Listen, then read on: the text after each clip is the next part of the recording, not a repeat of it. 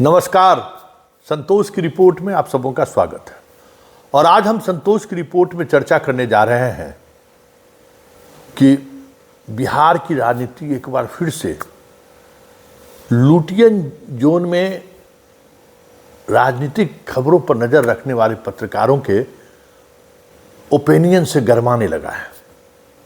देखिए, अजय दुबे जी कह रहे हैं कि किसी भी समय नीतीश कुर्सी पलट सकती है। बड़े बड़े पत्रकार, देखिए टाइगर साहब क्या कह रहे हैं कि नायडू और नीतीश कुमार का खेला खत्म। अभिषेक देख लीजिए किस तरीके से अलग अलग एंगल से खबर चला रहे हैं। कह रहे हैं कि प्रशांत किशोर दोनों चचा भतीजा को करीब ला दिए हैं। देखिए, अभिषेक कह रहे हैं कि बिहार में कुछ चीज़ें चल रही हैं, नीतीश को बनाने पहुंच रहे हैं, फिर भी नीतीश मान नहीं रहे हैं। अलग अलग थंबनेल के साथ पिछले 24 घंटे से लगातार खबरें चल रही हैं। स्वाभाविक तौर पर बिहार एक बार फिर हॉट गर्म हो गया है। क्यों जेपी नड्डा आ रहे हैं, क्यों मोदी दो बार आ रहे हैं, अलग अलग तरीके से खबरें चलाई जा रही हैं। हमारे कन्हैया भेलारी जी चला रहे हैं कि 11वीं बार मुख्यमंत्री शपथ लेने वाले हैं। सरोज जी अपने तरीके से चीज़ों को देख रहे हैं। जो राष्ट्रीय मीडिया है या मेन एक्सट्रीम मीडिया है, वो भी इस खबर पर अलग अलग एंगल से बने हुए हैं। बिहार तक अलग तरीके से खबर चला रहे हैं। मतलब कुछ न कुछ अपने तरीके से लोग कयास लगाने की कोशिश कर रहे हैं कि बिहार में खेला तो ना होए। वैसे उन तमाम अटकलों के बीच आज मुख्यमंत्री साइंस सिटी बन रहा है कलाम साहब के नाम पर, दिनकर चौराहा के बगल में। उसका वो निरीक्षण करने गए, काफ़ी देर उन्होंने निरीक्षण किया। उस दौरान वो काफ़ी, देखिए वीडियो में देख ही रहे, काफ़ी स्वस्थ दिख रहे हैं। और फिर मीडिया वालों ने जब सवाल करना शुरू किया प्रधानमंत्री की यात्रा को लेकर, शारदा सिन्हा को लेकर, बिरसा मुंडा को लेकर, तो आप बातचीत में वो उन सवालों को ठीक से कैच नहीं कर पा रहे थे। एक तो वजह है कि मीडिया से एक अलग तरीके की दूरी बनाए रखने की कोशिश जो उनकी सिक्योरिटी में जो लोग हैं वो रखते हैं। देख लीजिए क्या दूरी बना कर रखा है इन्होंने, कितनी दूरी मीडिया से बना दी है इन लोगों ने। तो ज़रा सुन लीजिए, बहुत कम सेकंड का ही है, ज़रा सुन लीजिए उनका ये बयान। दिल्ली में कहाँ बना हुआ था, बाद में दूसरा लेगा। तो हम लोग उनको जानते ही थे पहले से, जब हम दिल्ली में होकर के MP गए हुए थे, तो इसीलिए हम कहे कि नहीं उनका बनना चाहिए, रखवाए हुए थे। तो वहाँ जब रखवाए तब बाकी दूसरे लोग कर ही लिए। लेकिन यहाँ पर का जगह हम सोचे थे तेगारे कोना देखने, यहाँ पर बिरसा मुंडा जी की प्रतिमा लगाई। ये है अब्दुल कलाम आजाद।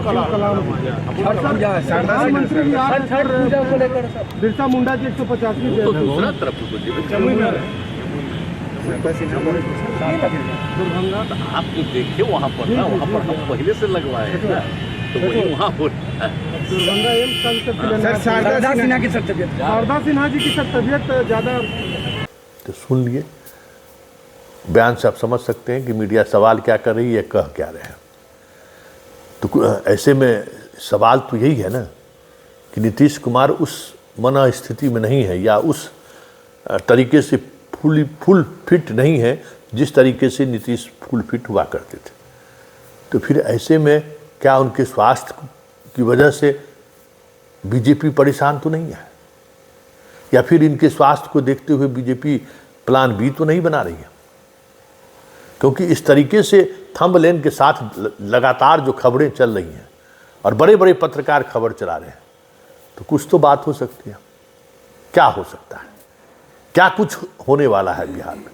क्योंकि बाकी सब कुछ अपने अनुसार चल रहा है। मनीष वर्मा भ्रमण पर निकले हुए, सीतामढ़ी 2 दिन रहे हैं, पुराने कार्यकर्ताओं से मिले, अपने अंदाज में मिले, समता पार्टी के जो उस दौर के कार्यकर्ता थे उनसे उनकी मुलाकात, फिर लोगों के बीच पहुंचना। 5 नवंबर से पूरे बिहार में 5 टीम, मतलब नवंबर में ही 5 टीम, अलग अलग टीम बनाई गई है।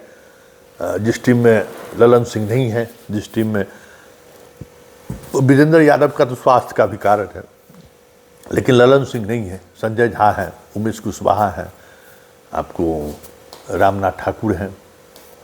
जो 5 कमेटी बनाई गई है उसमें, और अलग अलग फिर मंत्रियों के सदस्य में अशोक चौधरी, रामनाथ ठाकुर के साथ सदस्य हैं। तो एक तरफ वो भी बातें सामने आ रही हैं कि ये लोग कार्यकर्ता मतलब, लेकिन चुनाव तो भी 1 वर्ष है।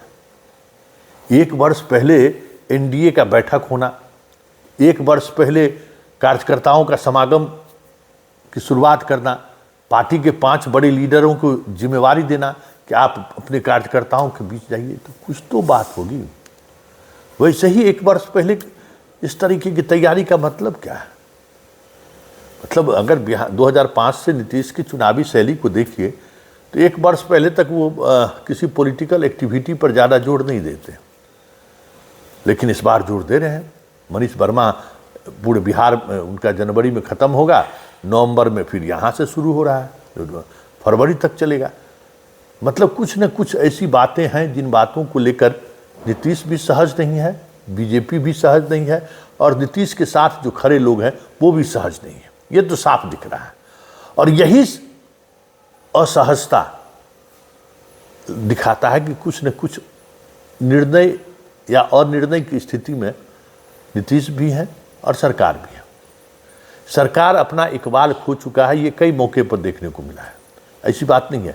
कई मौके पर इकबाल खोते हुए वो दिखे हैं। जो तेवर और जो तेज नीतीश कुमार का रहा है वो नहीं दिखा है। और अब प्रधानमंत्री आ रहे हैं तो फिर प्रधानमंत्री की अपनी बात होगी, कुछ तो बात है जो लगातार 2 बार आ रही है। तो ये सारी बातें चल रही हैं, और इस बीच एक खबर आ रही है, और वो खबर ये है कि बीजेपी चाहती है, बीजेपी का केंद्रीय नेतृत्व चाहता है कि नीतीश कुमार को किसी भी परिस्थिति में मनाकर केंद्र की राजनीति में ले आया जाए। मतलब केंद्र की तरफ उनका मुख मोड़ा जाए कि आइए आप राष्ट्रीय फलक पर राजनीति करिए, बिहार छोड़िए। लेकिन जिन्हें ये जिम्मेवारी बीजेपी वालों ने दी है, जदयू के वरिष्ठ नेताओं का, वो साहस नहीं जुटा पा रहे हैं कि ये बात नीतीश तक कौन पहुंचाएगा, कौन कहेगा ये बात। ये बड़ी बात है कि ये कौन कहेगा कि आप नीतीश जी बिहार छोड़कर दिल्ली आ जाइए। तो कहने वाले यही कह रहे हैं कि जब जदयू के तमाम बड़े नेताओं ने हाथ खड़े कर दिए तो प्रधानमंत्री मोदी ने खुद कमान संभाला है, और खुद ये तय किया है कि नीतीश कुमार से दरभंगा या फिर जमुई के रास्ते उनसे इस मुद्दे पर बात की जाए और दिल्ली उनको बुलाया जाए। दिल्ली आए और दिल्ली में महत्वपूर्ण जिम्मेवारी वो संभाले, बिहार की राजनीति से अपने आप को दूर कर लें। लेकिन बड़ी बात यह है, क्या नीतीश बीजेपी के या मोदी के इस शर्त को स्वीकार कर लेंगे क्या, या फिर उन्हें कहीं न कहीं इस शर्त की भनक तो नहीं है? इसलिए बीच बीच में जो खबरें आ रही हैं उस खबरें के पीछे ये सियासत तो नहीं है, क्योंकि तेजस्वी भी चुप्पी साधे हुए हैं। तेजस्वी का चुप्पी नीतीश पर अनिर्णय की स्थिति में दिखना संकेत तो है कि कुछ न कुछ अंदर खाने में चल रहा है। लेकिन बड़ी बात यह है, नीतीश को लेकर जो बीजेपी का प्लान बी है, क्या वो प्लान बी मूर्त रूप लेना चुनाव से पहले संभव है क्या? या फिर लोकसभा चुनाव में जो परिणाम रहा है उस परिणाम को देखते हुए बीजेपी प्लान बी में जिस तरीके से काम करने की कोशिश कर रही है, कि क्या ऐसे स्थिति में बिना नीतीश के बिहार की सियासत को बीजेपी साथ देने की स्थिति में है क्या? या केंद्र में भी बिहार का कोई ऐसा लीडरशिप है जिसके सहारे वो एक जिस राजनीति को नीतीश ने 2024 तक खींच कर लाया है उसको आगे बढ़ा सके? क्योंकि सुशील मोदी रहते तो बहुत सारी चीज़ें संभाली जा सकती थी। बिहार के वो प्रशासनिक महकमों को भी और संगठनात्मक तौर पर भी पार्टी की राजनीति को वो करीब से जानते थे, लोगों का भरोसा भी उन पर था।